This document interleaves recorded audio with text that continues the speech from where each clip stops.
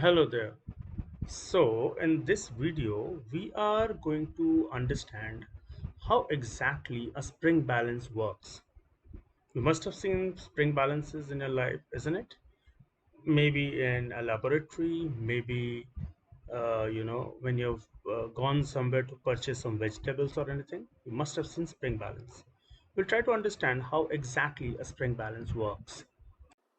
Now here you can see the entire setup. So at the top we have a spring followed by a scale, and then with the spring you can see there is a makeshift pan.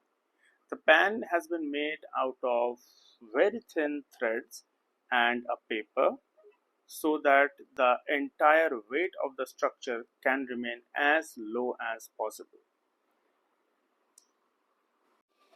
So in this demonstration, we have the spring here, fine, and as can be seen that the spring is right now at exactly the 12-inch mark, fine. So we will take that as the first value. We are going to put coins and we will see what is the extent that we get. So this is the makeshift pan that we have. Okay, just stabilize it a bit. So the value has gone to 11.5 for the first coin. For the second coin, the value, okay, let me just stabilize the scale. The value has reached approximately 11.05. For the third one, we need to stabilize the scale again.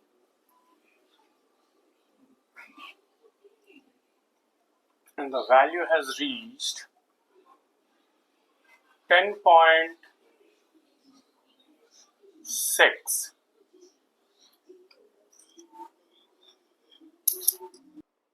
So here is the first set of readings while we were increasing the weight.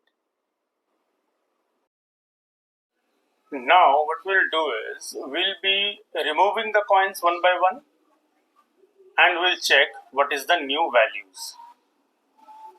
So here goes the first coin, and I hope the things will not get disturbed too much. Here goes the first coin, and after the first coin is removed, we have a value of 11.05. After the second coin is removed, we have reached the value of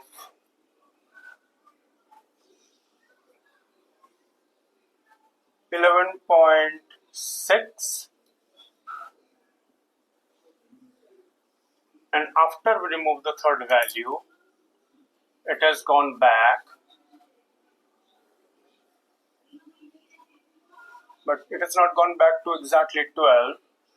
It has gone back to about 11.9.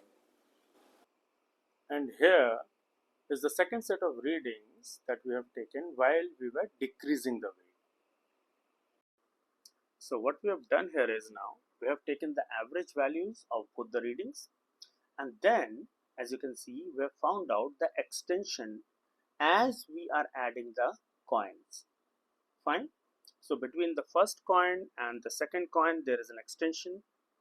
Extension means how much the spring has extended. So that is the final reading value. Once the final reading values have been taken, we plot a graph, fine, with the weight on the y-axis and the extension on the x-axis. The further calculation, as you can see here, it gives us the slope. Slope means the weight per unit length. As you can see, we find out the weight per unit length as 2.22 coins per inch, and if we convert it into centimeters, we get it at 0.88 coins per centimeter, which means now we have calibrated our spring balance. So now once the calibration is over, the real fun begins. Okay, so as you can see here, we have the original setup again, the pan, the scale and the spring.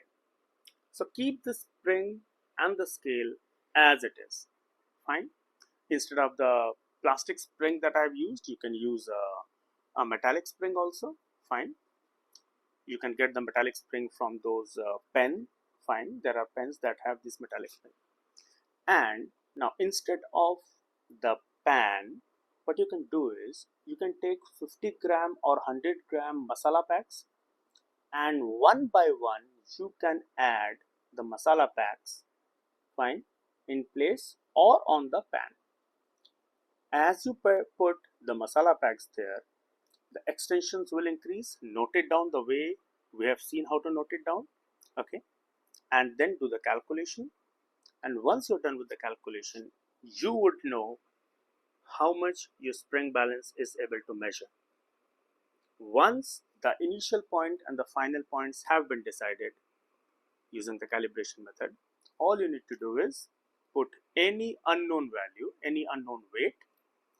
You will see the extension, measure the extension, multiply it with the slope that you will find out, and you will have the weight of the unknown object immediately with you.